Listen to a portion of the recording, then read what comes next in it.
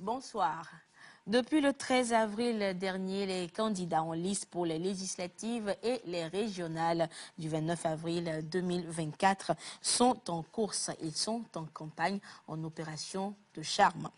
Mais tout comme toute démarche, il faut respecter un certain nombre de règles et de procédures.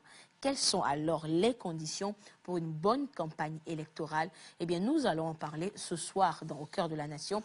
Et nos invités pour débattre de ce thème, nous avons d'abord Dr Kofi Tché Labou.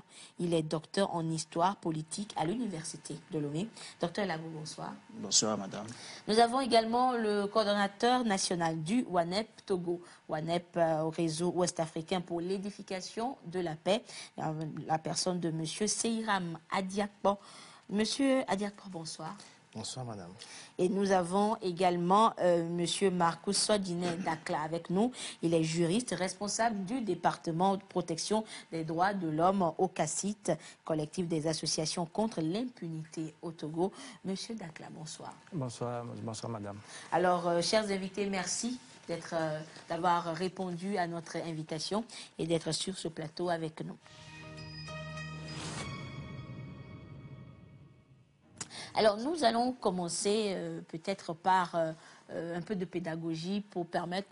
C'est vrai que nous tous, nous savons, quand on dit campagne électorale, on sait que, bon, on voit les gens dans la rue, les gens font des meetings et tout cela.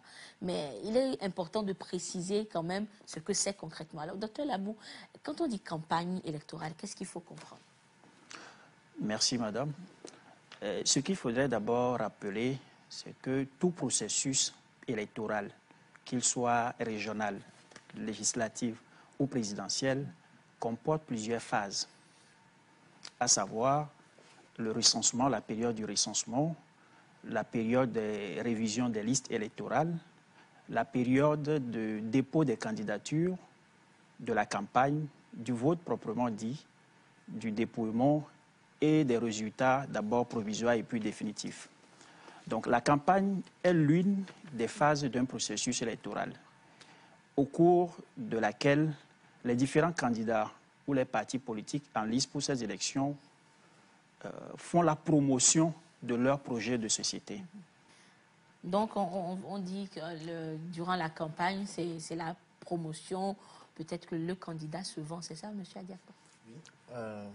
En période de campagne électorale, le candidat présente son projet à la population, a une nouvelle occasion de se représenter en tant que candidat et de montrer à la population ce qu'il est capable de faire s'il arrivait à être élu. Donc on peut dire que c'est une opération de charme, c'est une opération de marketing auquel le candidat et les personnes qui battent campagne avec lui se livrent.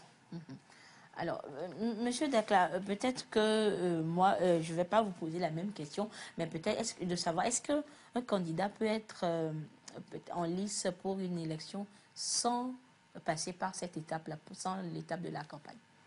Non, mais comme les élections, ce sont des étapes. Et comme l'a dit mes prédécesseurs, ce n'est pas possible qu'on ne fasse pas de campagne et de vouloir prétendre à être élu à un poste. C'est fondamental, c'est une route obligée pour tout candidat, les phases de campagne, parce que, comme l'a dit mes prédécesseurs, c'est le moment pour les partis politiques ou bien les candidats de vendre leur projet de société, de montrer leur idée ou bien leur vision qu'ils ont pour la communauté qu'ils veulent diriger. Donc c'est très fondamental la période de campagne. D'accord. Alors, dites-nous, maintenant, nous parlons de la campagne, nous y sommes depuis le 13 avril.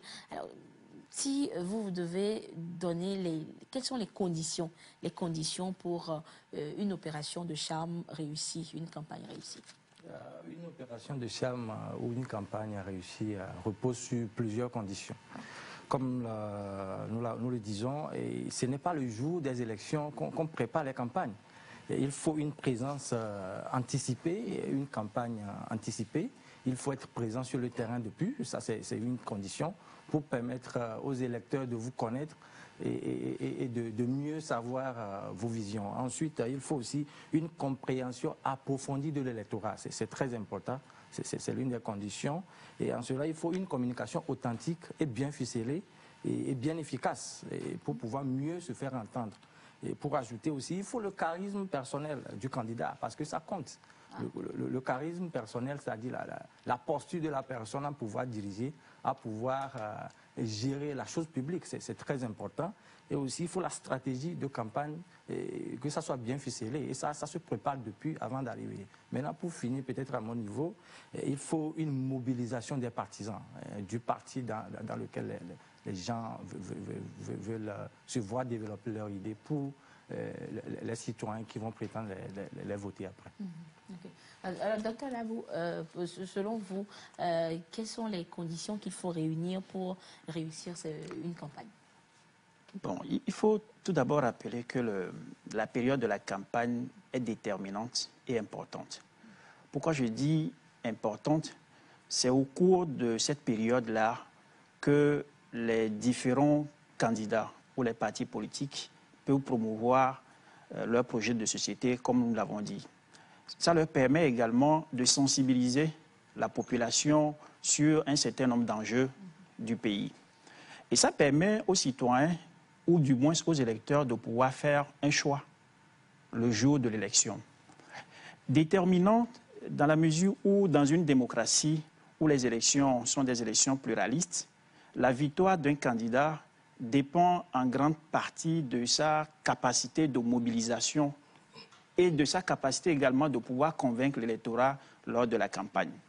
Donc du coup, la campagne, elle est véritablement importante. Maintenant, quelles sont les conditions à remplir pour une bonne campagne? Moi, je trouverais en fait 3 facteurs essentiels. Okay. Le premier facteur est beaucoup plus lié en fait au climat politique. Si le climat politique est apaisé et que tous les acteurs politiques se retrouvent dans le processus électoral, il va sans dire que la campagne se déroule dans de bonnes conditions. Le deuxième facteur est beaucoup plus lié à la connaissance des règles qui régissent en fait une campagne. Et au Togo, nous savons en fait que la campagne est régie par le code électoral. Et le code électoral répond à un certain nombre de normes que les candidats doivent respecter. Et ce qui facilite, enfin, c'est un gage d'une campagne tranquille, d'une campagne apaisée.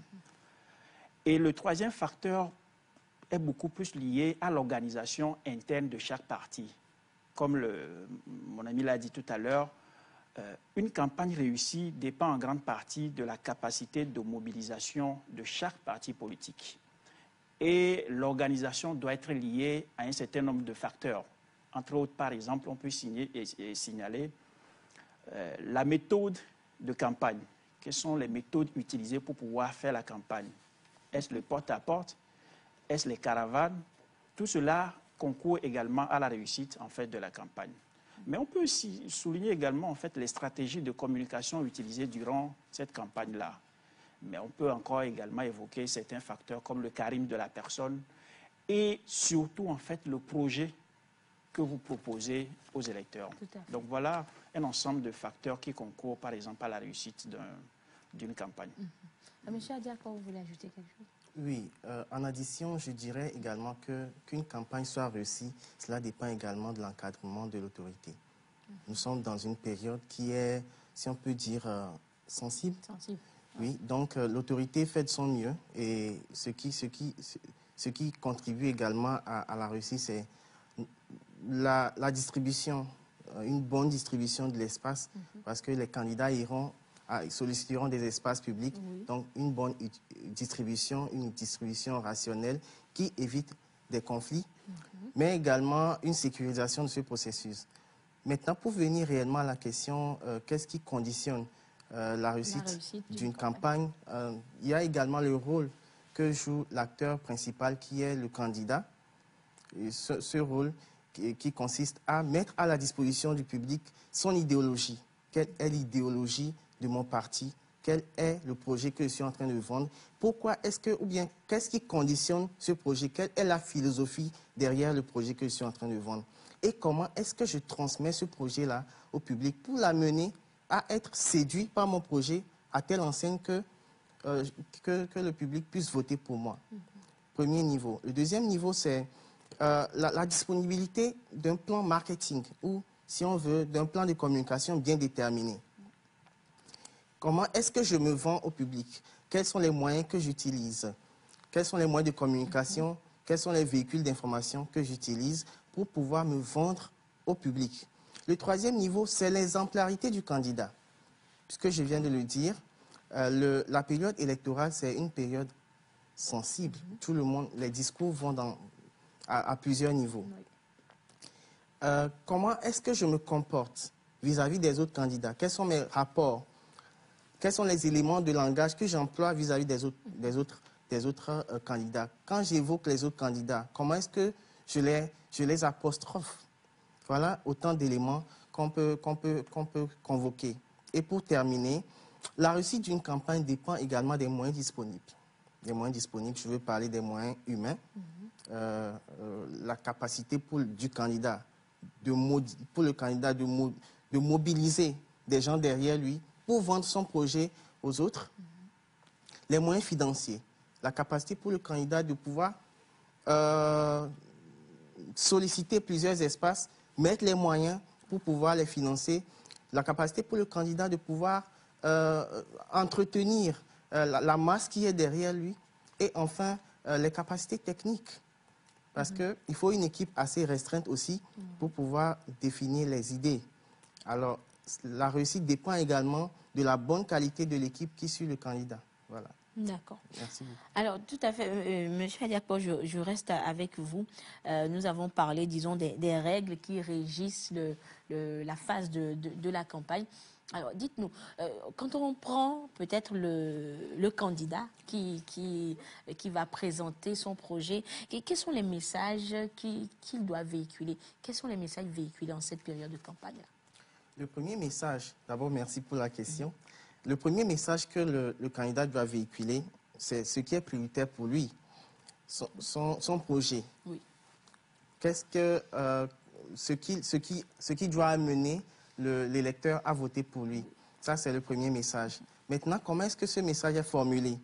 C'est là que la question se pose. Est-ce que ce message est formulé d'une façon à provoquer la haine envers les autres candidats? Ou est-ce que ce message est formulé de façon à promouvoir la cohésion sociale? C'est ce qui est important. Il faut que le candidat puisse avoir un message qui réponde aux règles du fair play. Le deuxième niveau, c'est éviter de tirer sur les autres candidats. Ce qui se passe parfois sous certains cieux et qui est malsain, on convoque le passé de certains candidats pour le mettre sur la place publique. On convoque son passé dans des situations où il n'est pas bien présenté, ou des situations où il est dans son privé, et pour mettre sur la place publique. Et ça, nous pensons, de notre point de vue à WANEP Togo, nous pensons que c'est une voie ou bien un moyen assez irrégulier et peu respectueux de la personne. Voilà. Et en dernière position, éviter les discours de haine, les discours d'incitation à la haine et à la violence, au vandalisme et à tout ce qui peut corrompre la cohésion sociale, la paix que nous estimons tant. D'accord. Alors, docteur Labou, je reviens vers vous peut-être avec la même question, mais dites-nous justement, quand le candidat va sur le terrain pour passer son message, et nous parlons des règles qui régissent la campagne, qui sont contenues dans le code. Est-ce que le code, justement le code électoral, ne fait pas cas des messages qu'il faut véhiculer et de ceux qu'il ne faut pas véhiculer? À ma connaissance, le code ne dit pas clairement ou explicitement ce que les candidats doivent vulgariser sur le terrain comme message. Mais tout le monde sait que lorsqu'on est dans une période de campagne, il revient d'abord à chaque candidat de dire à son électorat ce qu'il propose comme offre politique, quel est son projet de société, quelle est sa vision pour le pays. Et cette vision-là peut être dans plusieurs domaines, dans le domaine de l'éducation, dans le domaine économique. Ça, c'est prioritairement le message que doit véhiculer en fait un candidat. Maintenant, au-delà, il peut y avoir en fait des messages qui transverse tous les courants politiques, notamment la paix, le développement. Quel que soit en fait le parti politique, on aspire tous à la paix et au développement, que ce soit social et économique. Mais prioritairement, il est nécessaire pour un candidat, lorsqu'il va sur le terrain pour rencontrer en fait son électorat, c'est de pouvoir proposer une offre politique à son électorat ou bien à la population. Mais il peut également arriver en fait qu'au cours de ces campagnes-là, qu'on voit des périodes de sensibilisation. On en a vu qu'au cours de cette période-là, il y a eu des sensibilisations sur comment voter. Donc, c'est des aspects également que l'on peut rencontrer en fait au cours de la campagne électorale. D'accord. Alors, mais, docteur Labou, je reste avec vous. Alors, lorsque peut-être le candidat est sur le terrain et que, au lieu de... Bon, comme nous parlons d'une opération de charme où le candidat se vend ou bien veut vendre son projet, est-ce qu'on ne peut pas dire que, bon, chacun y va avec de sa stratégie? Si je décide, par exemple, que je dois peut-être saquer ou bien descendre mon adversaire pour que mon message puisse passer, est-ce que le candidat n'est pas libre de le faire? Bon, certains peuvent dire en fait que la politique, elle n'est pas saine. Oui. Mais on peut faire la politique sainement. Et pour moi, cela consiste à ne pas en fait profiter des faiblesses de l'adversaire, même si en politique, ça doit se faire. Mais aller sur le plan de la moralité pour pouvoir descendre, par exemple, un candidat, je pense que ce ne sont pas des pratiques qui permettent véritablement une campagne réussie ou du moins une élection réussie. Mais néanmoins, nous sommes dans des États en construction et il faudrait, des États-nations en construction, et il faudrait extrêmement faire attention au discours qu'on tient durant les campagnes électorales. L'ami tout à l'heure parlait en fait des questions liées à la discrimination, au tribalisme. Ce sont des discours en période électorale qu'il faut éviter à tout prix. De plus en plus, avec l'émergence des réseaux sociaux, on concentre beaucoup de désinformation. Il suffit un peu aujourd'hui de pouvoir surfer sur le net et voir que durant cette campagne-là, il y a beaucoup d'informations qui ne sont pas avérées, mais qui sont publiées et parfois qui peuvent nuire à des candidats. Donc je pense que dans ce domaine-là, il faudrait également faire extrêmement attention et c'est le lieu également de pouvoir appeler en fait les candidats à ne pas tomber en fait dans ce discrédit parfois qui n'honore pas véritablement les candidats qui sont en lice pour ces différentes élections-là. D'accord. Monsieur Adiapo. Oui, je voudrais également ajouter qu'il est possible qu'un candidat puisse convoquer le projet de campagne de l'autre candidat, ou le projet politique d'un autre candidat, mais cela doit se faire dans le respect de la personne. C'est ce que je disais précédemment, il faut faire attention à ne pas rabaisser une personne, mais plutôt à faire un débat d'idées. Et je pense que c'est là que nous devons aller dans notre démocratie en construction. On fait l'analyse du projet de campagne de l'autre et objectivement on pense que bon, c'est un projet qui tient, mais le nôtre est meilleur. Voilà, on peut faire des comparaisons, mais en tenant compte du public ou de la cible devant laquelle on se trouve. Est-ce que cette cible est capable d'apprécier ou de comprendre qu'il s'agit d'une analyse d'idées et non d'une opération qui consiste à rabaisser un autre?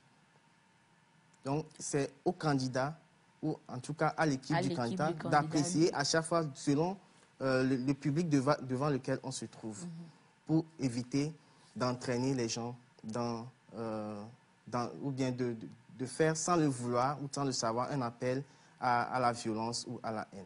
D'accord. Alors, Monsieur Dakla, je me tourne vers vous parce que nous avons dit tout à l'heure en parlant des règles et tout, que chaque candidat va en campagne avec ses moyens, ses stratégies et tout.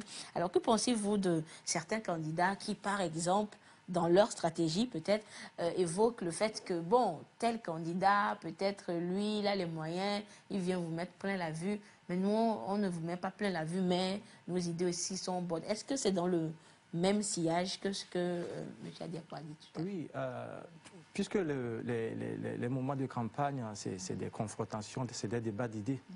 Donc, il faut que l'analyse soit objective et pas subjective, comme on est en train de le dire. On peut comparer les programmes. on peut en débattre et on peut justement relayer les failles de l'autre candidat en face.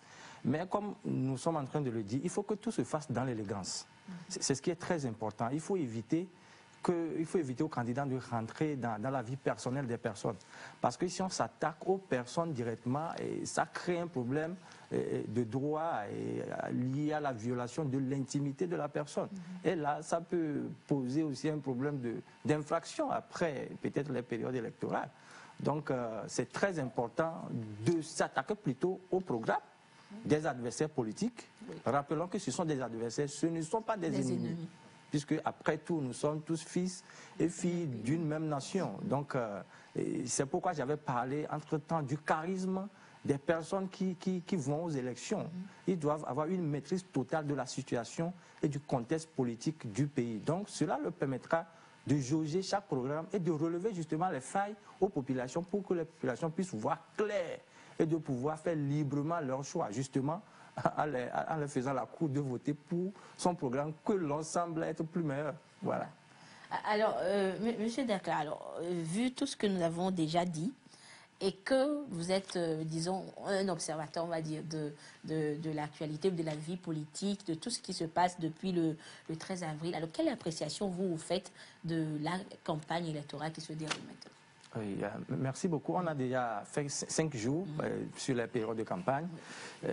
Nous, au niveau du CACIT, nous sommes en train de faire un monitoring des droits de l'homme d'une manière classique avant d'attendre le jour J des élections pour faire l'observation proprement parlant.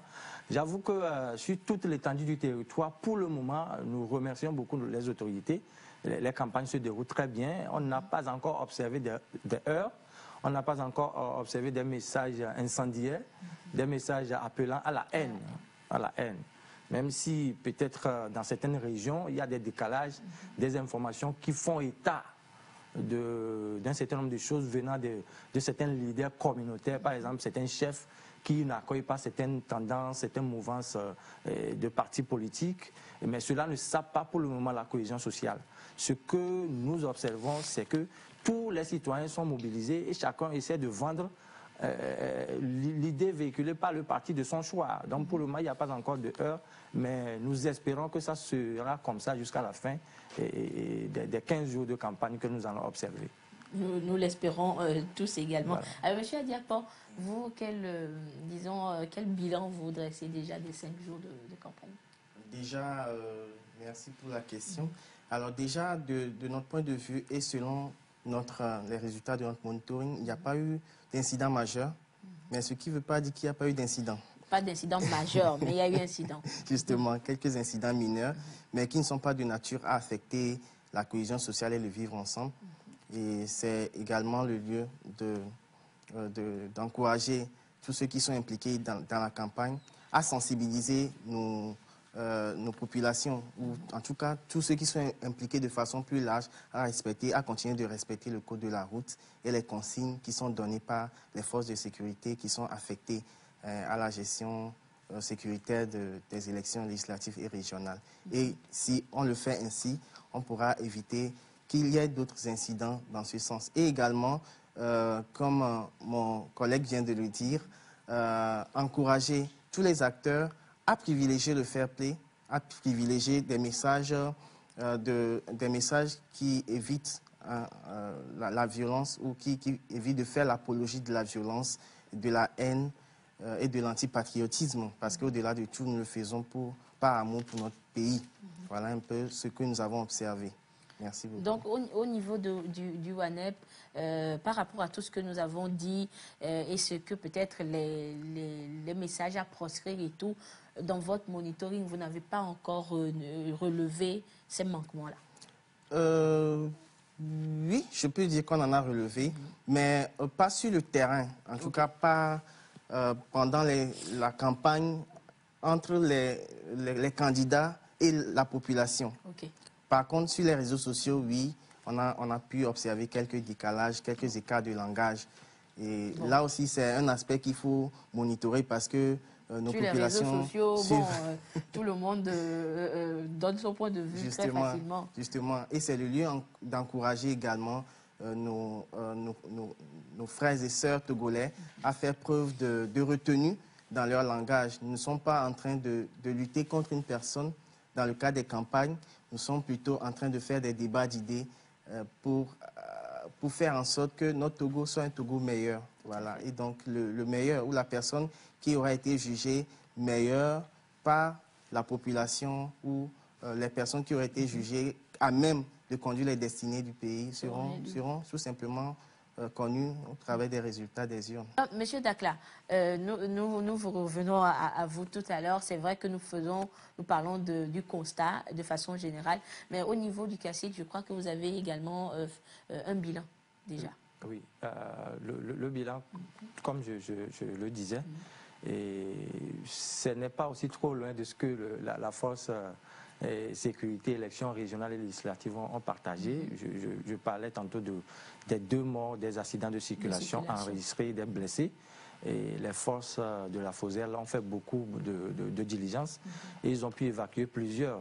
Donc nous appelons à la retenue dans les prochains jours de campagne qui sont devant. À part ça, j'avais dit quelques irrégularités dans le comportement de certains leaders religieux au nord et au sud du pays, notamment dans le Vaud et quelques endroits, où certains chefs auraient empêché certaines parties de pouvoir mieux mener leur campagne ou bien de recevoir certains leaders des partis impliqués dans les campagnes. Donc, nous appelons à l'ouverture totale et à l'acceptation et à l'unité dans la gestion et dans la réception des gens qui viennent vers nous dans les localités. D'accord.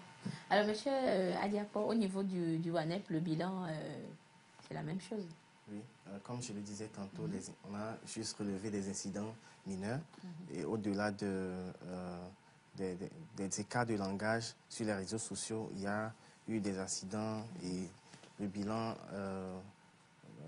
en matière de morts et de blessés que mon collègue du CACID vient de relever. En deuxième position, c'est saluer également le travail remarquable que les forces de sécurité font à ce niveau et également le travail de communication qui se fait parce que les forces de sécurité communiquent régulièrement, disent le nombre de caravanes et autres qu'ils ont pu couvrir et établissent un bilan. C'est vraiment novateur. C'est bon. Alors, docteur Labou, vous voulez renchérir? Oui. Bon, je ne vais pas revenir sur l'aspect climat dans lequel se déroule la campagne, puisque mes amis sont beaucoup plus les acteurs de terrain. Moi, je vais beaucoup plus évoquer en fait l'offre politique qui est proposée durant cette première semaine-là qu'on est en train de boucler. N'oublions pas que nous sommes dans un double scrutin, à la fois les législatives et les régionales. Et je pense qu'au niveau des acteurs politiques ou bien des candidats, on n'a pas encore senti l'offre politique, que ce soit au niveau des élections législatives ou bien régionales. Okay. Parce que je pense que c'est une première fois qu'on organise en fait les élections régionales. Et cela s'inscrit en fait dans le processus de décentralisation. Il faudrait que les candidats puissent véritablement dire aux populations concrètement ce qu'ils vont faire une fois élus et ce que vont devenir en fait ces conseillers-là, ce qu'ils vont pouvoir faire pour le développement de leur région. Parce que c'est de ça véritablement qu'il s'agit, que ces acteurs-là, ces candidats-là, livrent clairement l'offre politique qu'ils donnent en fait aux populations. Pour que ça ne soit pas véritablement une sorte d'élection pour une élection en réalité. Parce qu'il faudrait qu'un candidat qui va à une députation et un autre qui va pour le poste de conseiller régional constate véritablement qu'il y ait 2 projets différents qui sont proposés pour les populations. Pas la même chose, parce que les postes sont différents quand même. Puisque le rôle d'un député est différent, en fait, du rôle d'un conseiller régional. Et il faudrait que l'offre politique soit clairement dite lors de cette campagne-là. Alors, docteur Labou, je reste avec vous justement. Nous parlons des règles qui conditionnent une bonne campagne et tout. Alors, on dirait que M. Dakhla connaissait déjà ma question parce que nous savons qu'il y va, pour la réussite, il y va également du comportement de tous les acteurs. Et tous les acteurs. Et il y a également la population qu'on rencontre, les chefs des communautés, les candidats eux-mêmes, leurs équipes et tout. Alors, quels sont les comportements justement que tous ces acteurs-là doivent avoir sur le terrain durant cette campagne? Okay. Il a dit tout à l'heure que dans certaines localités, il semblerait que certains leaders de communautés rechignent à pouvoir recevoir des candidats peut-être parce qu'ils ne sont pas du même bord politique qu'eux. Je voudrais tout simplement rappeler en fait que ces leaders de communauté ont l'obligation de neutralité vis-à-vis en fait de leur population. Ils dirigent en fait des populations, même s'ils ont des affinités politiques, il revient en fait à la population de choisir librement en fait le candidat qu'ils voudraient. Ce qu'eux ils doivent faire, c'est de pouvoir favoriser le bon déroulement en fait de la campagne, quels que soient les candidats ou bien les bords politiques qui viennent dans leur région ou bien dans leur localité pour pouvoir faire campagne. Et c'est essentiel pour une élection juste et équilibrée. Et la qualité en fait d'une élection dépend en fait du comportement de ces leaders de communauté, mais également en fait des populations qui participent à cette campagne-là, parce qu'il leur revient de pouvoir définir l'offre, enfin, de recevoir l'offre et de faire un choix raisonné le jour du vote. D'accord. Alors, Monsieur Dakhla, et vous, selon vous, quels sont les comportements que les candidats doivent avoir sur le terrain? Voilà, merci beaucoup. Comme nous le disons, les candidats doivent promouvoir le respect entre leurs pairs qui sont aussi des candidats. Ça, c'est très important, de ne pas s'attaquer aux messages personnels, de ne pas faire des intrusions dans la vie personnelle des gens et pour préserver l'harmonie du processus. Ensuite, ils doivent communiquer de façon constructive et positive, puisque le Togo, c'est un état de droit en construction. Et tout cela est important pour l'enracinement de la démocratie que nous construisons, puisque c'est un processus, la démocratie. Donc les candidats doivent être épris des notions de paix et d'apaisement, puisque nous sommes dans des moments très sensibles. Donc tout leur message doit être bien filtré pour qu'il n'y ait pas l'incitation à la base pour les électeurs, après avoir sensibilisé ou bien passé des discours. Donc ensuite aussi, ce qu'il faut ajouter, ils doivent préserver ou bien promouvoir la transparence et l'intégrité dans tout ce qu'ils font. Parce que la moralité d'une personne politique est très importante, puisque avoir la destinée de tout un pays ou bien d'un pan d'une nation en main suppose que la personne même soit pondérée et qu'elle soit au maximum objective. Donc c'est quelques messages pour s'engager dans la paix et dans le respect des droits de l'homme et la non-violence. C'est très important au niveau des candidats. D'accord. Alors, Monsieur Adiak, bon, est-ce que, disons, que ces écarts de comportement-là ne viennent pas du fait que peut-être on aurait entendu certains candidats peut-être disant que, bon, vous savez, quand ils viennent dans telle localité, ils vous disent, bon, écoutez, mon projet, le candidat dit, mon projet, il est tellement bon que, bon, quand les autres vont venir, dites-leur que ce n'est pas la peine, quoi, que c'est déjà bon. Est-ce que ce ne sont pas peut-être ces messages-là que les communautés ne comprendraient pas bien et qui amènent peut-être un chef de communauté à dire non, vous ne venez pas faire campagne? Merci pour la question. A priori, quel est le rôle d'un chef de communauté? Le chef de communauté n'est pas le chef des membres d'un parti de la communauté. Il est le chef de toute la communauté. Et donc, dans ce rôle, il a le devoir de garantir un espace d'expression populaire à tout le monde. Et donc, s'il a fait pour un parti qui est venu dire écoutez-moi, voici mon projet. Et donc, si les autres viennent, dites-leur, nous on a déjà reçu quelqu'un qui nous a parlé du salut. Même s'il a reçu quelqu'un de ce type, il a l'obligation de recevoir, de permettre à ce que des autres aussi viennent, d'autres candidats viennent s'exprimer également. C'est un peu comme si c'est un peu comme un marché. Donc, il garantit la sécurité du marché, il circonscrit le marché pour que tout le monde vienne y vendre. Donc, chaque candidat viendra vendre son projet politique et maintenant, c'est à la population d'en décider. Il faut aussi retenir que si se comporter comme ça, c'est être dans la partialité. Donc, c'est pas bien. Ce n'est pas... Il faut être impartial en tant que leader. Il faut être impartial en tant qu'autorité. Et maintenant, tout dépendra de la façon dont le candidat est venu se vendre. Si le candidat se vend bien, il présente bien son projet, il arrive à se faire comprendre de la population, eh bien, la population va naturellement voter pour elle. Mais si le candidat vient faire des débats de personnes, parler mal des autres et tout ça, mais la population ne va rien dire, mais on va en juger au moment du vote.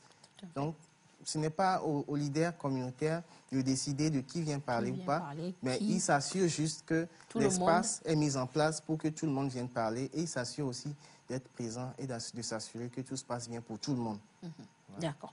Alors, docteur Labou, l'autre côté ou l'autre facette de la campagne, c'est, c'est le soutien que l'État accorde au processus. Et on a compris que l'État togolais finance à hauteur de 650 millions de francs CFA tout le processus électoral. Alors, dites-nous, pourquoi une telle disposition d'ailleurs? Pourquoi on va dire que l'État met de l'argent devant?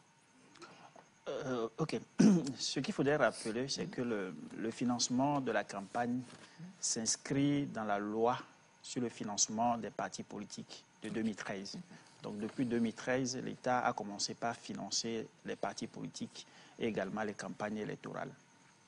Donc, cette année, c'est 650 millions qui ont été débloqués par l'État pour tous les partis politiques ou bien tous les candidats également en lice pour ces élections-là, dont 65% est destiné en fait à tous les partis politiques et les 35% pour les partis politiques qui auront plus de 10% à ces élections. Je pense que c'est une très bonne chose dans nos États où les partis politiques ont du mal à pouvoir financer en fait les campagnes électorales. D'abord, il faut dire que les adhérents, les militants, c'est difficile pour eux de pouvoir cotiser en fait au sein de ces partis politiques-là. Et la plupart du temps, ces partis politiques n'ont pas véritablement de moyens financiers pour pouvoir faire la campagne électorale. Or, nous l'avons déjà souligné, la campagne électorale demande beaucoup de moyens, à la fois humains, mais également financiers. Donc, mais au-delà de ça, le financement de la campagne électorale permet à l'État, en fait, d'avoir une élection juste. Je pense que l'objectif, en réalité, c'est ça. Pour que tous les candidats partent sur les mêmes pieds d'égalité en termes de financement. Certes, il est vrai qu'on sait, en fait, qu'il y a des partis politiques qui disposent, en fait, de moyens, mais en octroyant, en fait, ce fonds-là, ça permet, en fait, à tous les partis politiques, ne serait-ce que de pouvoir bénéficier des fonds pour pouvoir assurer en fait leur campagne électorale. Et ça permet également en fait d'éviter, je pense, une forme de privatisation en fait des élections. Si les campagnes électorales d'un parti politique est financée par exemple par un privé, le député ou le conseiller régional qui est élu doit à ce privé-là qui a financé en fait son parti politique. Il lui est redevable. Donc du coup, je pense que c'est un moyen également pour pouvoir éviter en fait une forme de corruption politique que l'État a mis en place cette dispositif pour favoriser en fait une campagne plus ou moins équilibrée et également une élection juste. Monsieur Adiako, alors que pensez-vous de cette disposition-là? Je pense que le financement par l'État de la campagne est salutaire parce que nous sommes dans une démocratie qui est en train de grandir et qui n'a pas forcément les moyens. Nous n'avons pas forcément, en tant que... les partis politiques n'ont pas forcément les moyens de faire fonctionner cette démocratie. Et donc, que l'État prenne les devants pour financer la campagne électorale, c'est un travail ou un devoir de père de famille qui est en train de se mettre en œuvre. Et c'est également très bien que cette pactole soit subdivisée en deux, 65% financement proportionnel, tous les partis, et maintenant 35% financement au mérite. C'est également une très bonne chose. Alors pourquoi est-ce qu'on devrait le faire ainsi? Et pourquoi est-ce que c'est bon? La première raison est que la démocratie, ou faire vivre une démocratie, ça a un coût. Ça a un coût. Et en deuxième lieu, de plus en plus, les moyens de communication nécessitent de l'argent, nécessitent des fonds. Il faut les nouveaux moyens de communication digitale et autres nécessitent de l'argent, ce que les candidats ou les partis politiques n'ont pas forcément, faute de financement interne. Et en troisième lieu, comme on l'a dit, c'est pour éviter que les partis soient redevables au lobby, donc au financement privé. Le financement privé, sous certains cieux, c'est la pratique. Oui. Mais dans nos contextes, ça peut créer des problèmes parce qu'une fois élu, plutôt que de faire face à son mandat populaire, on veut plaire. Oui, le candidat élu voudra plaire à celui qui l'a aidé à pouvoir, ou bien celui qui a financé sa campagne électorale. C'est un peu comme quand on parle de lobby des armes au niveau des États-Unis. D'accord. Exactement. Voilà. Donc, et tout ceci dans le but également de promouvoir la paix, parce que celui qui finance la campagne, le privé qui le finance, on ne sait pas son agenda et on ne sait pas ce qu'il demandera au candidat qui sera élu après. Qui sera obligé quand même de céder. Faire allégeance. Voilà. D'accord. Alors, Monsieur Dakla, nous parlons de la répartition, parce que j'ai cru comprendre un peu que lorsqu'on a parlé de 65%, de 35%, bon, on va dire que le Togolais, il est un peu perdu.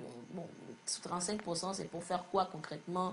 35% serviront à quoi concrètement? Est-ce que vous pouvez nous expliquer comment cette somme sera répartie? Voilà, les 650 millions. Et on avait dit les 65%, c'est pour tous les partis d'une manière équitable. Au-delà de la justesse de l'élection, il y a le critère équitable, ou bien l'équitabilité aussi qui est mise en jeu, ou bien qui est mise en avant. C'est-à-dire que tous les partis, on a actuellement 2348 candidats au niveau des législatives, c'est beaucoup. Et ça veut dire qu'il faut partager les 25 millions pour tous ces partis-là. Et vous voyez, si on fait le ratio, c'est pas trop beaucoup, mais quand même c'est mieux que rien. Vous voyez, donc c'est ce que veut dire les 65% dans un premier temps. Et dans un deuxième temps, les 35%, c'est pour ceux qui vont dépasser les seuils des 10%. Des 10%. Des suffrages exprimés. C'est-à-dire ceux qui vont récolter au moins à partir de 10% des suffrages exprimés dans les deux élections, je crois, ça soit le régional ou législatif. Donc, et ça appelle aussi aux partis à la compétitivité et à la qualité des programmes. À redoubler d'ardeur sur le terrain. Il faut se vendre très bien pour que l'on puisse acheter ton produit. Vous voyez, donc c'est une manière de rendre les gens plus responsables de leurs propos et de les rendre plus redevables lorsqu'ils seront élus devant leur électorat. Donc je pense que les candidats doivent faire des efforts pour pouvoir, au-delà de prendre les 65%, et de prendre aussi les 10% après, si on dépasse de prendre aussi les 35% après, si on dépasse les 10%. Maintenant, le petit bémol que moi je voudrais apporter, c'est peut-être, comme l'ont dit mes collègues, au-delà du financement des privés, c'est aussi les financements venant des sources douteuses. Vous savez que nous traversons des périodes en lien avec le djihadisme maintenant. Certains partis politiques peuvent s'affilier à des groupements qui peuvent après tout brandir certaines visions de la gouvernance de l'État aux partis politiques s'ils n'ont pas des moyens. Vous voyez, donc l'État a joué vraiment un rôle de bon père de famille, comme l'a dit le coordonnateur de WANEP, de pouvoir permettre à tout le monde de partir sur les mêmes chances. Maintenant, il faut que la Cour des comptes nous dise après comment ces 65% ont été utilisés, ont été repartis. Est-ce que les partis politiques l'ont reçu en amont des campagnes ou bien c'est après les campagnes qu'ils vont le recevoir? Ça aussi, il faut le voir parce que je crois, lors de certaines élections, il y a eu ces genres de problèmes où le trésor public n'a pas vite viré les fonds et les partis politiques sont obligés de s'endetter.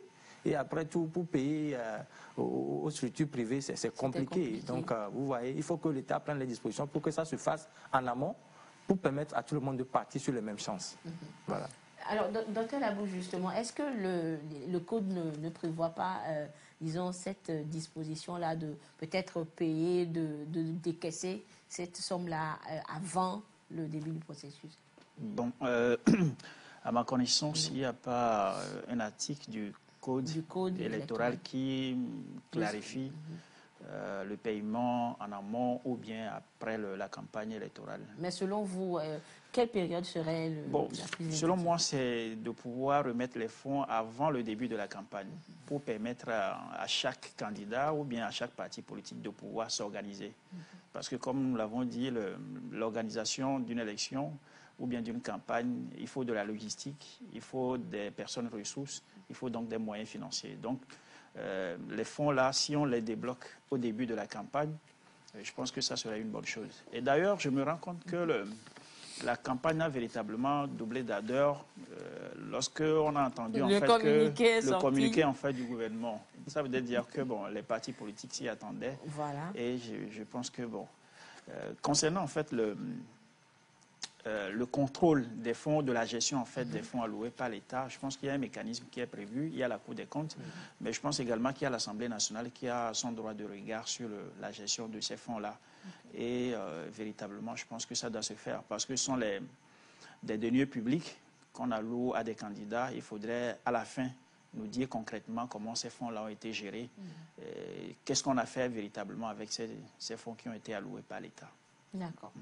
Alors, chers invités, disons que nous sommes pratiquement arrivés à la fin de cet échange, de cette sensibilisation sur, disons, une campagne apaisée. Mais nous allons faire notre traditionnel tour de plateau pour vos mots de fin, vos derniers appels à l'endroit des différents acteurs impliqués dans ce processus électoral-là. Alors, nous allons commencer justement avec vous, docteur Labou. Si vous avez peut-être un dernier mot, un message à l'endroit des différents acteurs. Mon message, c'est beaucoup plus à l'endroit des candidats et des partis politiques. Pour que l'offre politique qui est adressée en fait aux populations soit véritablement définie. Pour que les populations puissent véritablement faire un choix pour l'avenir en fait de la nation. Et notamment pour les élections législatives, il faudrait que les différents candidats et les partis politiques définissent clairement en fait leurs propositions, ce qu'ils vont faire pour le développement en fait de ces différentes régions-là. Parce que pour moi, le développement du pays passe véritablement par le développement en fait des différentes régions économiques du pays. Donc il va falloir que l'offre politique soit clairement définie à ce niveau-là pour que les populations puissent faire véritablement un choix. Ensuite, c'est à l'endroit en fait des populations. Je m'attends beaucoup plus à fait que le choix soit fait par rapport aux offres qui sont proposées. Autrement dit, il ne s'agit pas en fait de voter en fonction de l'origine des candidats, mais de voter véritablement en fonction des projets de société, des projets qui sont proposés par les différents candidats à ces différentes élections-là. Donc il faudrait que la population soit véritablement regardante par rapport aux différentes offres politiques qui vont être proposées par les différents candidats. D'accord. Merci beaucoup, docteur Kofi Labou. Je rappelle donc que vous êtes docteur en histoire politique à l'Université de Lomé. Alors, monsieur Adiapo, votre mot de fin. Alors, mon dernier mot va à l'endroit en premier lieu, à l'endroit des leaders communautaires, le rappel de l'impartialité.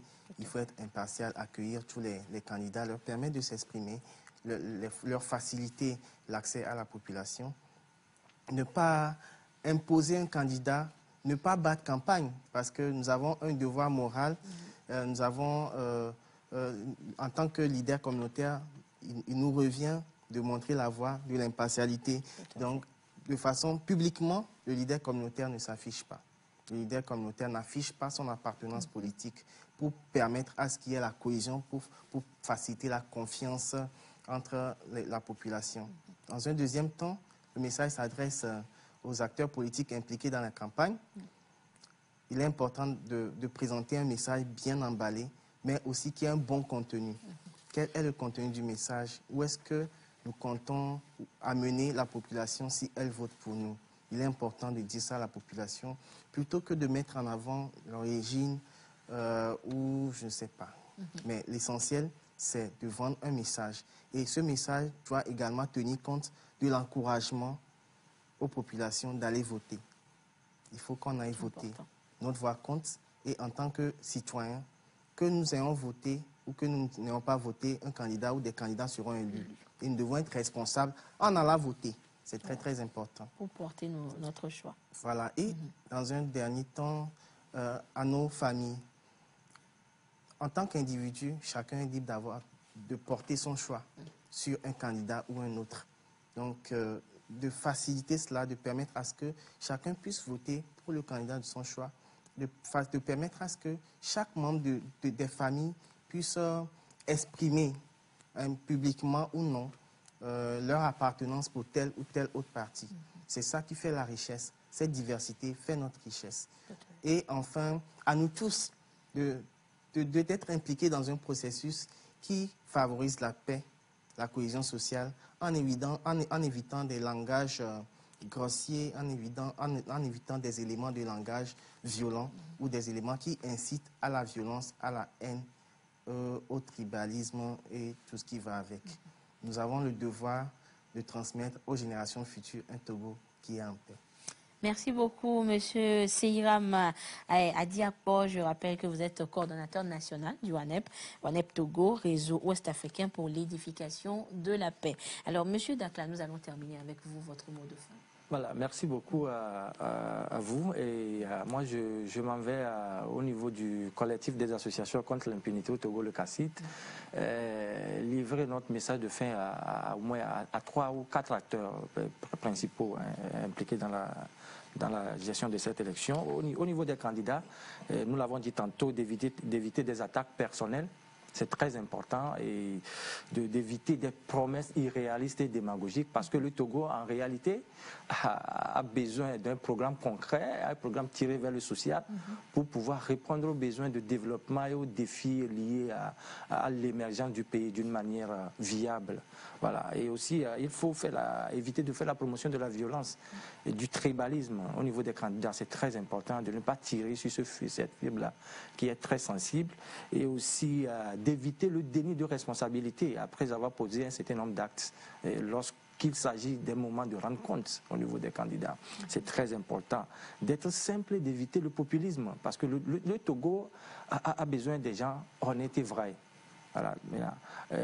Ensuite, s'il faut aussi parler au niveau des leaders communautaires, je l'avais tantôt dit, d'être très ouvert, de pratiquer la politique d'acceptation et d'ouverture totale, puisqu'ils sont les garants des us et coutumes. C'est très important pour eux de s'engager dans la sensibilisation de leur communauté à ne pas promouvoir les messages tribalistes et des messages de haine. Voilà. Au niveau des organisations de la société civile que nous sommes, c'est de relayer les communications faites par les différents acteurs en termes d'apaisement, de la cohésion sociale et de renforcer la sensibilisation et de continuer par jouer le rôle de contrôle de citoyen de l'action publique en y veillant sur tous les aspects du scrutin pour que le Togo, au lendemain des scrutins, soit calme et apaisé. Maintenant, à la population, je dirais, de cette fois-ci, voter les programmes et non des personnes. C'est très important et c'est dommage pour nous en Afrique que nous votons souvent ceux qui viennent de nos localités et ça fait que quand la personne vient, et ça ne marche pas, et toute la légitimité n'y est pas. Donc aux électeurs de voter les candidats selon leur offre ou bien leur programme politique, c'est très important, de relayer aussi les messages d'appel à la paix et à la cohésion sociale partout. Et je fais un clin d'œil à nos concitoyens du Grand Nord de Dapaon qui traversent l'extrémisme violent. Et ils n'auront pas peut-être les mêmes chances que nous en termes de liberté de mouvement et autres, mais quand même nos coups de cœur vont à leur endroit. Puisque nous intervenons là-bas sur des projets, nous savons un peu comment l'État essaie de faire des efforts pour pouvoir protéger toutes ces populations-là de l'autre côté. Merci. Merci beaucoup, donc, M. Marcus Sodinet Dakla. Je rappelle que vous êtes juriste, responsable du département protection des droits de l'homme au CACIT, le CACIT, collectif des associations contre l'impunité au Togo. Merci à vous, chers invités, d'être passés sur ce plateau. Nous édifions encore une fois sur ce qu'est la campagne électorale et surtout les règles qui régissent une bonne campagne électorale. Merci à vous, chers téléspectateurs, de nous avoir suivis. Nous espérons que vous savez désormais à quoi vous en tenir durant cette phase électorale, cette phase du processus électoral qui est la campagne. À quoi vous attendre lorsque vous recevrez les différents candidats et leurs équipes durant ce processus que nous souhaitons et nous espérons apaiser pour un Togo prospère et uni. Merci à vous de nous avoir suivis. Notre rendez-vous est pris pour vendredi prochain pour un autre thème au cœur de la nation. Bonsoir.